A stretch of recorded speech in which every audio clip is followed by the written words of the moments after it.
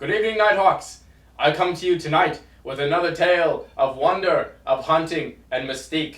Today's story is about hunting wild hogs big enough to run away with your children in the middle of the night with thermal scopes. With me and my brother, we got a good one. So tune in tonight for another wonderful episode of Jack Does All.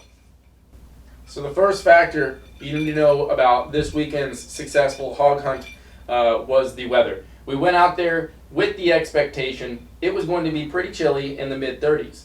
And it was at the beginning of the hunt. We started at about 8 p.m. and went till about 1 a.m. By the time that we were done and we were going to skin the hog, it was 18 degrees, plus with wind chill, it said it feels like 7 degrees outside. And it absolutely did. Skinning was not possible with our big-ass gloves on, so we had to, take those off, and that added a whole new level. We took off our water bottle cap, kind of washed our hands off with a bottle of water, left it there for about 30 seconds. By the time we looked back, the little bit of water that was left in the cap was already frozen. So the cold added a whole new element. This was a spot and stock style hunt.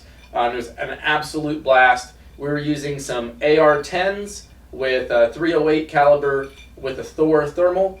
And then the other one my brother was using was the classic Honey Badger, the Q Honey Badger, and the suppressor. I'm not sure what the suppressor was. I'll have to check on that. It was my buddy's. Needless to say, it was a whole lot of fun, and we got some good action pretty early on in the night. We were lucky enough to get some videos of that kill shot. We got a .308 directly through the lungs, in and out, perfect shot. And you guys know that shot placement and caliber is key when you're hunting these wild hogs, because those suckers can get running if you don't drop them right there. There was a second one right behind him that ended up running, but we didn't have a good shot on. But the night started off with us checking on the fields and kind of just looking across these fields. We were in Burkett, Texas, which is sort of by Abilene in central Texas. We get out there and it's dark. We can see our green light over a feeder from maybe 300 yards away is on. So we know that there's some hogs. As we're driving up to this field, a group of maybe 3 or 4 of them just run out in front of the car. We almost run into them and they just go into oblivion. So we park in this field, we get our guns out, we get our tripods out, and we put the stock on them. We were able to get within probably about 40 yards from the feeder. There is a tree line that you'll see in the video right behind the feeder where they just kept coming in and out of. And we were able to stay downwind of them and set up for a perfect shot. First shot, dropped them, and we were lucky enough to capture it on video, albeit maybe not perfect quality. Enjoy. So here at the beginning of the video, you can see it's a little blurry, a little shaky. That's D getting us set up, making sure me and my brother synchronized our shots. There we can see the hog. We have a Black Hot currently set on our thermal. You can kind of see that feeder in the back. So it's taken a minute for us to just set up our shots. We want to make sure that we get a clean shot from both of us at the same time. And when you're wearing ear protection, it is kind of difficult to do that. So we're just making sure everything's perfect right here. And there we go. We can see that there's a big hog right there in Black Hot. And you can see that feeder to the right. There's our shot. Drops immediately. He's doing his little death throws. It was not a brain shot, so he is kicking around. You can see that little one darts off into the bushes. It was not a big one. So this was a sow. It was a female, and she did have a pretty big belly on her. So again, she weighed out to 162 pounds on our scale.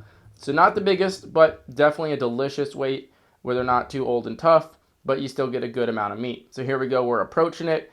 At this point, we're going a little quick to get up there and cover some ground, but then we start to slow down just to make sure that she's not going to get back up at us or anything like that, and she's done. So we didn't need to do any follow-up shots. One and done. That's the way to do it, and there she is.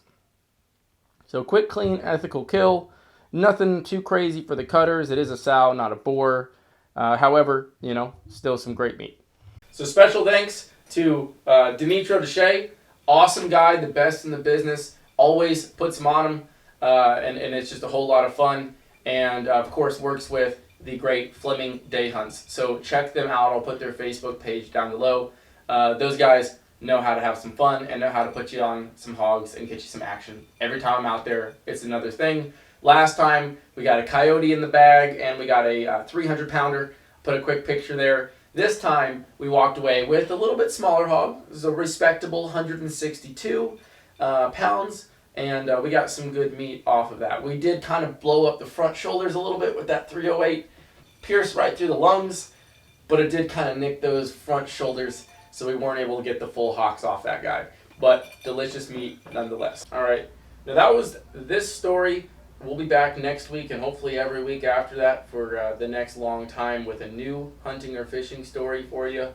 But I do want to hear your best hunting stories. Tell me what you guys did this weekend. Did you go hunting? If not, when was the last time you did? And what was that story? Comment down below with those awesome stories, and we'll see you next time.